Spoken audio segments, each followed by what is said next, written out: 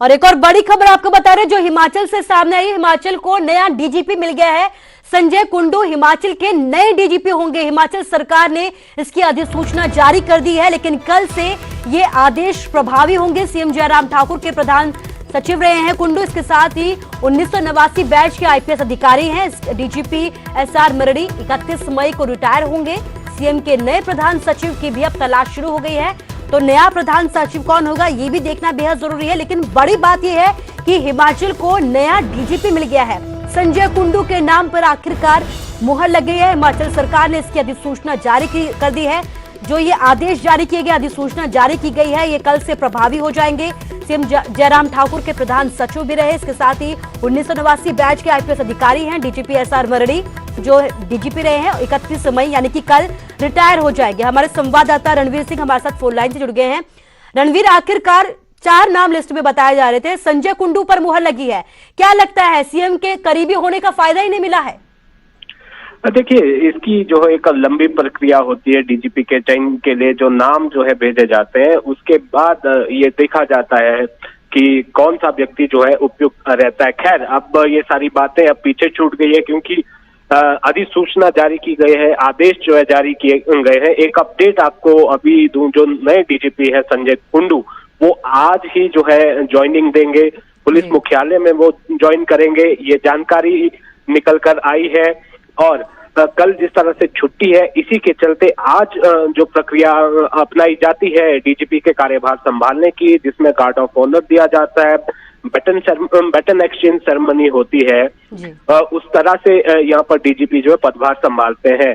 और यहाँ पर एक सम्मान पूर्वक जो है विदाई दी जाएगी। जो आज डीजीपी रिटायर हो रहे हैं सीताराम मरड़ी, तो यहाँ पर जो कोविड-19 को देखते हुए सोशल डिस्टेंसिंग के साथ ये गार्ड ऑफ ऑनर दिया जाएगा। ये अभी तक की प्रक्रिया है, आज ही ये संभालेंगे। ये संभवतः जो है 4:30 बजे के बाद ये जो है ज्वाइनिंग देंगे। लेकिन हाँ, जहां तक प्रक्रिया की बात है, देखिए नाम जो है 3 भेजे गए थे, उसमें कुंडू जो है जाहिर सी बात है करीबी थे मुख्यमंत्री कार्यालय के, मुख्यमंत्री के प्रधान सचिव रहे हैं और वो एक आईपीएस अधिकारी हैं। तो एक एच ये माना जा सकता है कि उनके लिए हो सकता है। लेकिन उन्हें जो है अपने विभाग में वापस आना था। राज्य सरकार में वो जो है अलग अलग विभाग भी देख रहे थे, आबकारी विभाग उनके पास था। तो ये ऐसा होता है कि जिस विभाग में आप रहते हैं, तो वहां की अगर टॉप पोजीशन पर आते हैं, तो उनके करियर के लिए भी ये जो है काफी सही माना जाता है। जहां तक जो दूसरा नाम था, जो इस वक्त जो डीजीपी जेल है सोमेश गोयल, उनके नाम की चर्चा भी थी। हालांकि वो सबसे जो है यूं कहें कि एक्सपीरियंस जो है उनको सबसे ज्यादा है, अनुभव। 1984 बैच के वो आईपीएस है और जो वर्तमान जो डीजीपी जिन्हें बनाया गया संजय कुंडू, ये 1989 बैच के हैं। तो खैर, अब ये सारी बातें जो है वहीं तक सीमित हो गई। राज्य सरकार ने आदेश जारी कर दिए हैं, तो अब से कुछ ही देर बाद यहाँ पर ये सेरेमनी होगी। जी रणवीर, इस तमाम जानकारी के लिए आपका शुक्रिया। तो बड़ी बात यह है कि नया डीजीपी मिल गया है हरियाणा हिमाचल को। इसके साथ ही बड़ी बात यह भी है कि आज ही कुंडू अपना कार्यभार संभाल देंगे। तो कल कहा यह जा रहा था कि कल से जो है आदेश प्रभावी होंगे, लेकिन अब जो बात निकलकर सामने आई है, कहा यह जा रहा है कि अब से कुछ ही देर बाद कुंडू अपना कार्यभार संभाल लेंगे।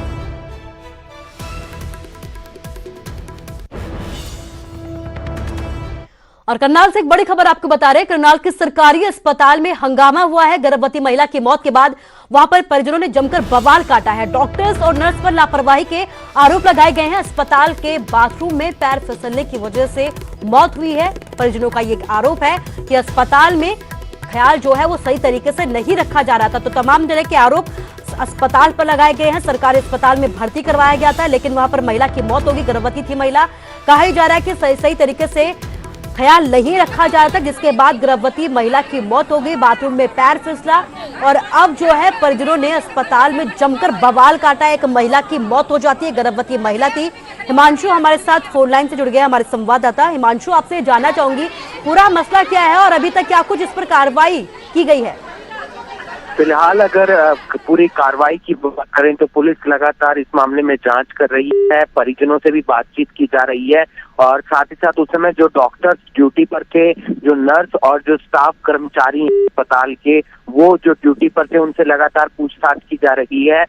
3 या 4 दिन से जो महिला है वो करनाल के सरकारी अस्पताल में भर्ती थी, लेकिन आज जब वो वॉशरूम जाती है तो वहां पर उसका पैर फिसल जाता है और वहां पर मौके पर ही उसकी मौत हो जाती है। और जब इस बात की जानकारी परिजनों को मिलती है तो वहां पर जमकर हंगामा करते हैं और डॉक्टर्स पर, नर्स पर आरोप लगाते हैं कि देखभाल अच्छे से नहीं की जाती है और ना ही अस्पताल की तरफ से कोई अटेंडेंट दिया जाता है जब कोई भी महिला वहां पर भर्ती होती है। तो उसके बाद पुलिस मौके पर पहुंचती है और फिलहाल शव को कब्जे में लेकर पोस्टमार्टम के लिए भले ही भेज दिया हो, लेकिन पुलिस दोनों ही पक्षों से, डॉक्टर्स यानी कि जो अस्पताल प्रबंधन है वहां पर भी उनसे भी पूछताछ की जा रही है और साथ ही साथ परिजनों से भी पूरे मामले को लेकर पूछताछ की जा रही है और कार्रवाई की जा रही है। हिमांशु, इस तमाम जानकारी के लिए आपका शुक्रिया। तो सरकारी अस्पताल था जहां पर गर्भवती महिला की मौत हुई है। परिजनों का आरोप है कि लापरवाही बरती गई, जिसके बाद हंगामा काटा गया है और अब कार्रवाई की जा रही है पुलिस की तरफ से कि आखिर लापरवाही कहां पर रही।